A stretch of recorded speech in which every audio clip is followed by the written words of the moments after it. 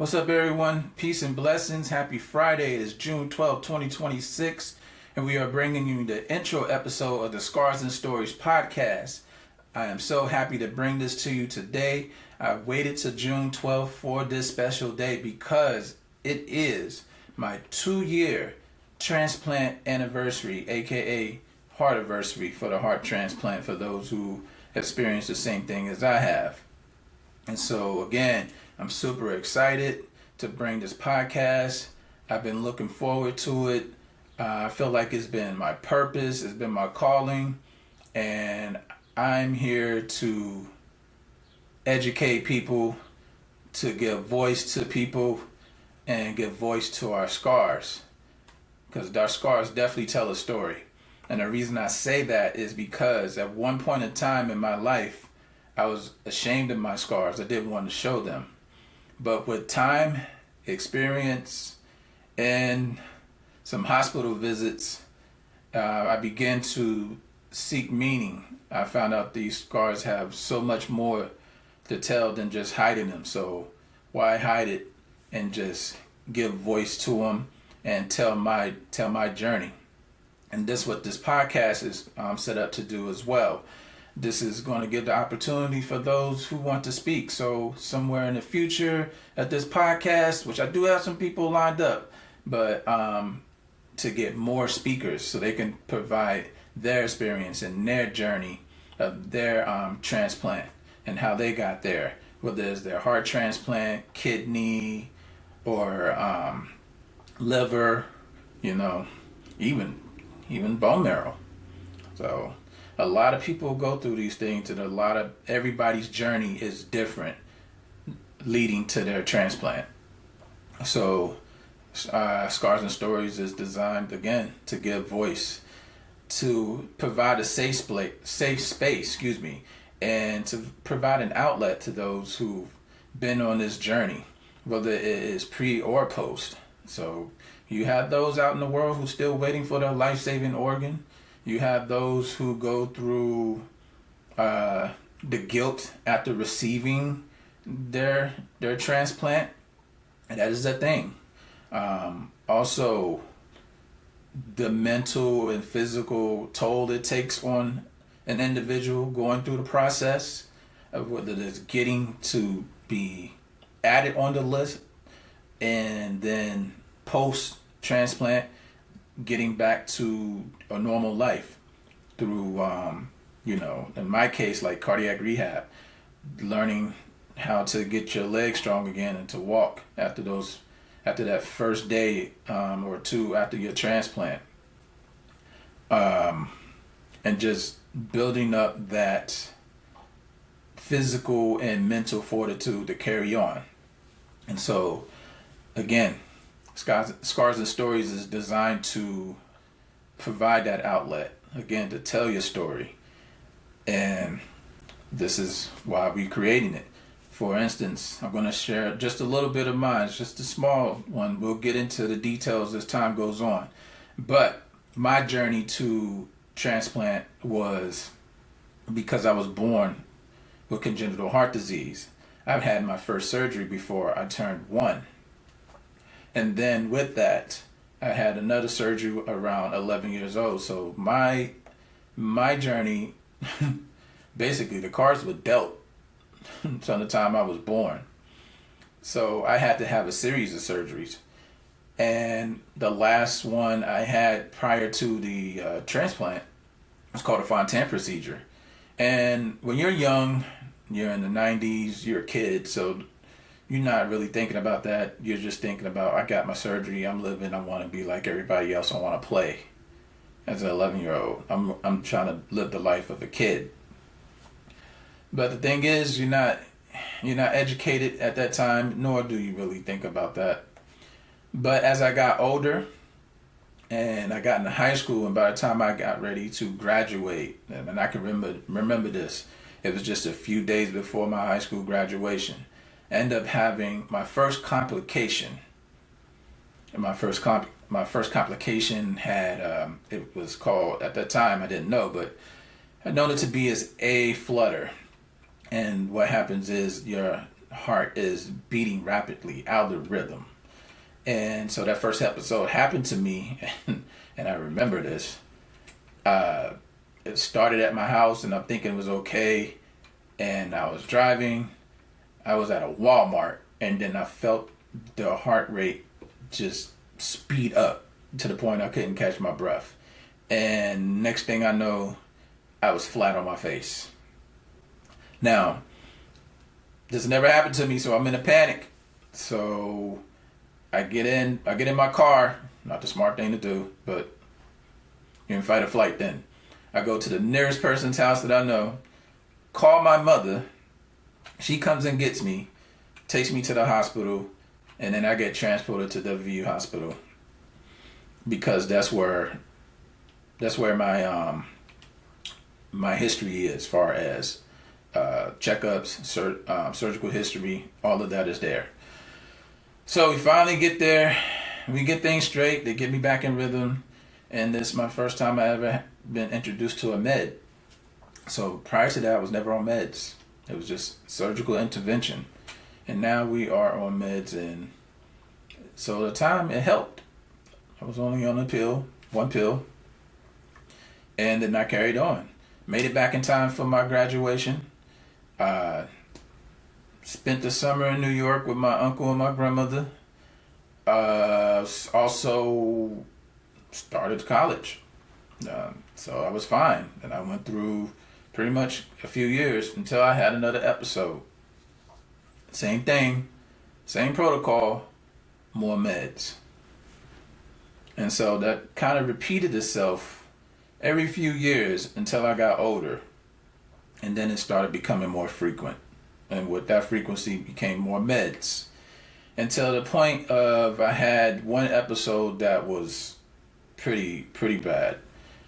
And I was dealt the blow that I would have to be eventually put on the transplant list. Of course, at that time, this devastated me.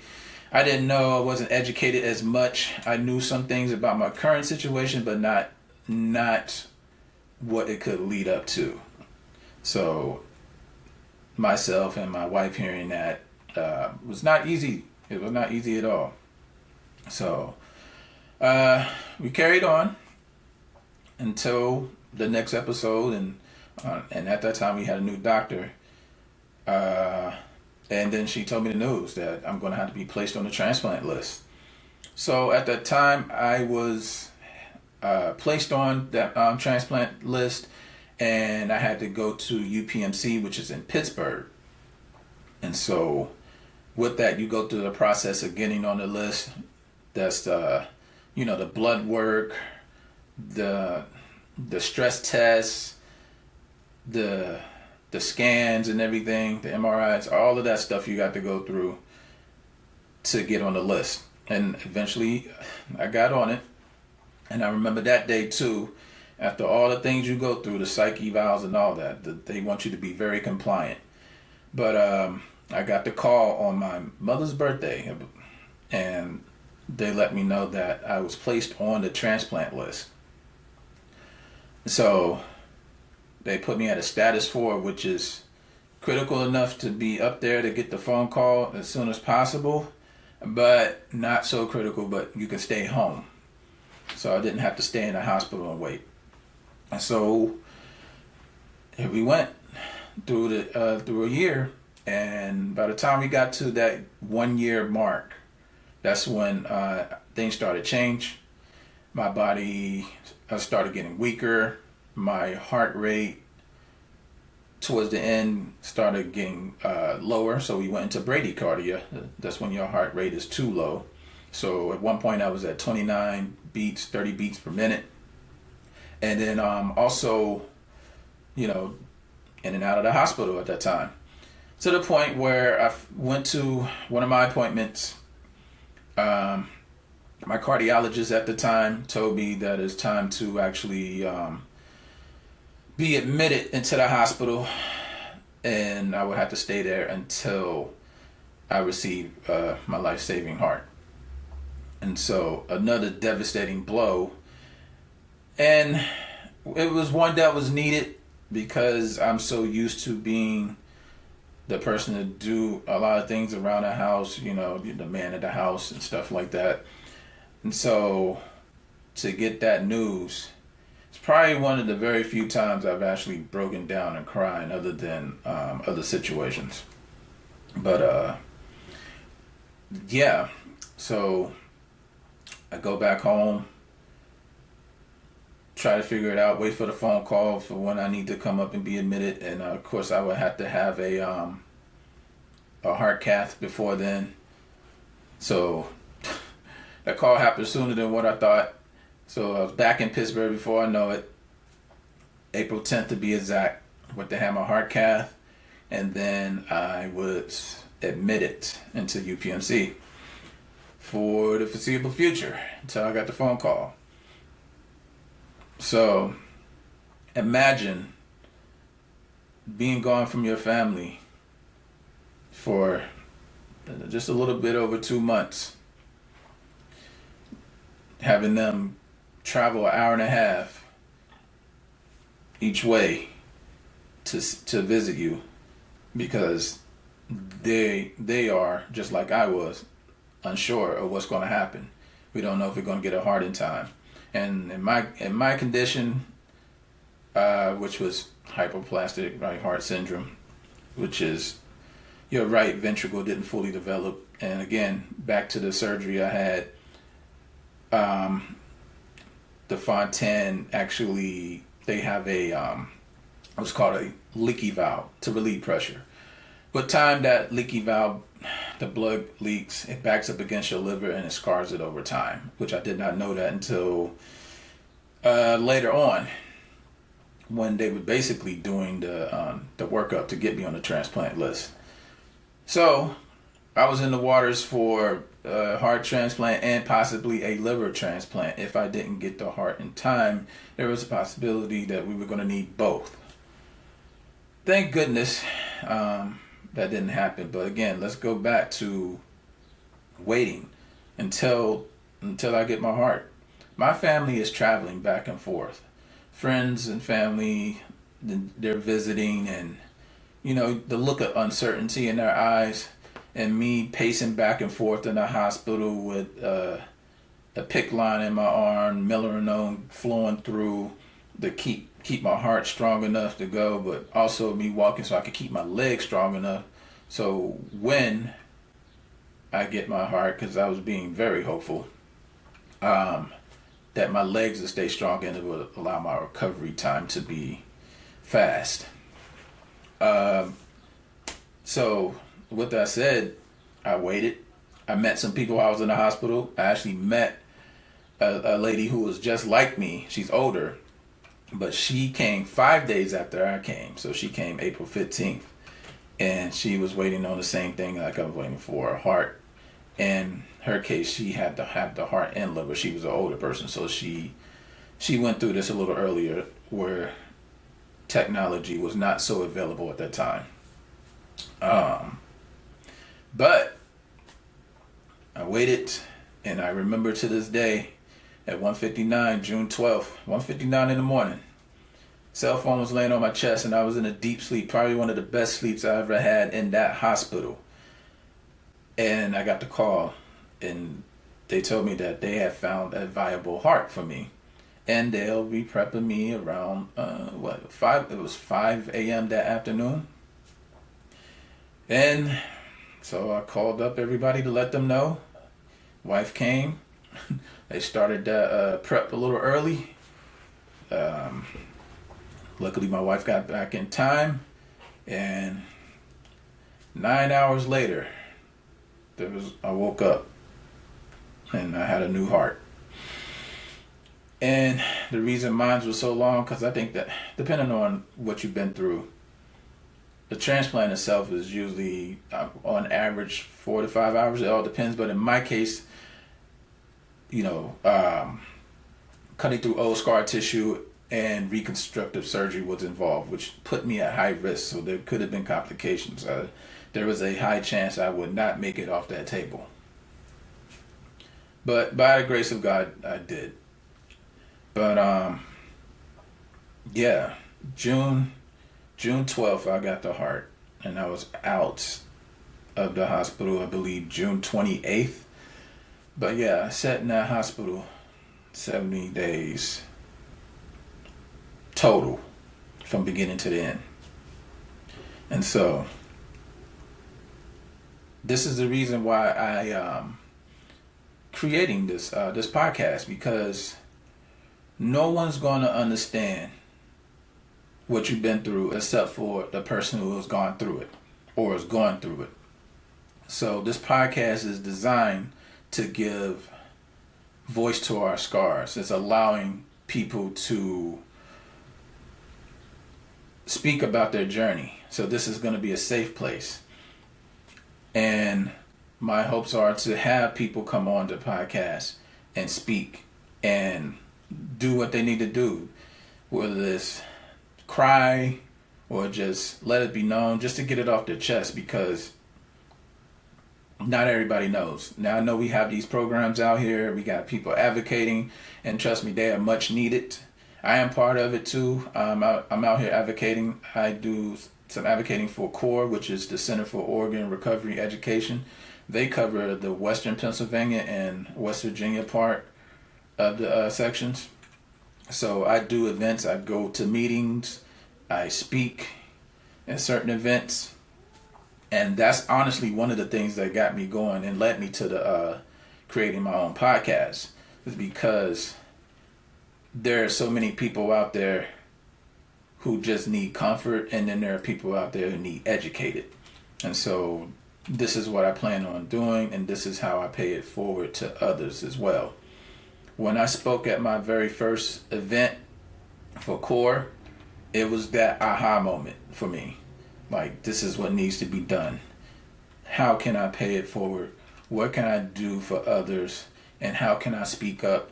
And how can I do my donor justice as well? Because my donor saved my life. So what better avenue to take than creating a podcast? And also plan on hitting the streets and just going up to random people and asking how do they feel about organ donation, or if they're aware of it, have they signed up, will they sign up, and just to get them aware. Because on average, there's over 100,000 people waiting for their life-saving organ. So you have 100,000 people waiting for a life-saving organ, and there's over billions of people in this country alone. And if not everybody's signed up, how can you really save somebody? So this is also used to put out on the daily. You have the Donate Life programs. You have certain months where they really push it. And then you have, like I said, you have the advocacy programs for each region that help get the word out. But this is just going to be another way. Except this, I plan on bringing it to the forefront. So I want to do something different, because we need this. Honestly, we need this. There are people who are not so fortunate. You know, there are families who have lost loved ones because they didn't receive their transplant in time. And then there are people who are still waiting for their transplant. And the clock's ticking with people like that. It's not an easy journey. It's not easy walking around every day wondering when or if I'm going to receive my organ, or if there's a match. Will I make it another day? Is my body going to become weaker? Am I going to leave my family behind? Are my children going to be without a mother or a father? Or so forth and so on. Those are questions that go through people's minds every day. And then we want to look at aspects from pre-transplant, post-transplant, and we want to hear from the caretakers, because they need a voice too. Because I know what my wife went through, taking care of me while I was sick, while I was recovering, so forth, and getting me to my appointments. The look in her eyes, the uncertainty, the fear, the night she cried wondering if I'm gonna come back home. Like, she cried beside me before she would leave the hospital, or she cried beside me before I went to the hospital. So she would have those nights. So again, this is important to me, and this is important for them, and I plan on continuing to work as long as I live, through one way or another. You know, also my hope for the podcast is to provide strength, some courage, empowerment, and definitely hope. Because it's exactly the things I used to get me through, and still using. So this is a release for me. This is therapy, doing this podcast. So I hope it's going to be the same way for others. Also, with that said, for those who are waiting for their life-saving organ, for those who are post-transplant, I invite you to come on to the Scars and Stories podcast, to provide your voice, to speak for yourself and speak for others. Let others know what you're going through or what you've gone through, because not enough people know. And it's a long, difficult journey. And after you receive your transplant, please know this is lifelong. This isn't a cure. This is treatment. After you get your transplant, you are on lifelong meds, which means you need lifelong care, lifelong insurance. And I put emphasis on that for multiple reasons. If you know, you know. And this, again, this is needed. So again, I invite you to join me. Go on the front line with me. Let others know that it's okay, that there's hope. It's okay to fear. All of these are valid. All of these are things that you should go through. But you're not walking this journey alone. And so that's what we're here for. That's what I'm here for. This is what these programs are here for. These are what other individuals who are creating their own thing to help people, that's what they're there for. I was inspired by them, and now I plan on inspiring others, because there were people there for me, and I plan on helping them out and paying it forward. And this is how I do it. And before I jump off, I just want to give a shout out to my friend Kellen and Eric for letting me use their beat. They create beats and stuff, and they make their own music. And there was one particular song that they had that they dropped a while ago. The title of the song is called Dope Mutants, but the beat for it, the whole thing was fire, but the beat for it just kind of like got to me. So I did ask him for the instrumental for the intro, and I was fortunate enough for them to bless me with that. And then also a final shout out to, well, definitely to my wife, who's been there for me, who's known about my condition since the time she met me. So she's been through the trenches. So we have been together for 23 years, married 11 of that. We're about to be 11. So she's been through the trenches. She's that's a woman that has walked through the fire with me. So I'm very appreciative. So, and also everybody else, the family members who's been through this with me as well. But also want to give another shout out to my parents who are no longer here. I lost my mother in 2019. She had a pulmonary embolism, and then I lost my dad just a few earlier that year of my transplant. I lost him in January with his battle with cancer. So that was a tough year to lose my father, and then I lost my great uncle as well. He was a huge part. He'd always called and checked on me, saying he hoped I get my heart and everything. I lost him the following month after my father, and then to turn around a couple months later and be hospitalized myself and not knowing if I'm going to come home. So, but again, this is dedicated for y'all, and this is also dedicated for the ones who are out there waiting. So, but thank you for joining this first episode, this intro episode, the Scars and Stories podcast. I look forward to dishing out some more content, some more episodes. We got things in the works, and we're going to pay it forward. We're going to make it do what it do. Peace.